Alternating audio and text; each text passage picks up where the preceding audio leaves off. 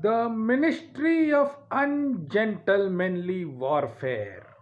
This was a phrase which was coined by Winston Churchill during the Second World War after he pulled off of what is known as the first spy operation of modern politics. The Ministry of Ungentlemanly Warfare, wherein you send spies into the enemy territory, they gel, and they have hidden identities, cover identities, and then they sabotage the enemy plans behind the enemy lines, and they sneak out. So it's like, compared to conventional warfare, it is not a very gentlemanly style of fighting the warfare, but sometimes in wars you have to play all kinds of games.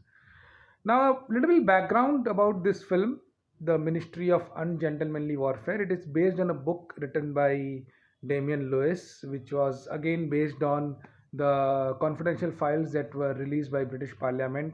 The some of the confidential files maintained by Churchill, and the film is based on the book, and it basically happened in Second World War, where Germany had this underwater boats, called U-2 boats, and they were extremely lethal, and they were a big advantage Germany had in controlling the Second World War, which was going on, and the Allied powers were facing really hard time in defeating the U-2 boats.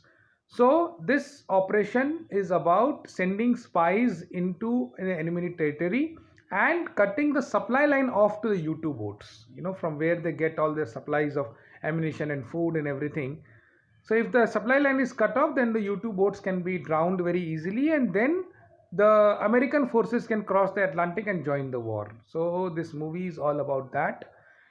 One of the writers of this film is Arash Amel, which is who's an Iranian writer living in UK, and this film has been directed by Guy Ritchie. And Arash Amel, as I had also posted about Grace of Monaco a few days back, is was also the writer of that movie. So you can check this movie on Amazon Prime, The Ministry of Ungentlemanly Warfare.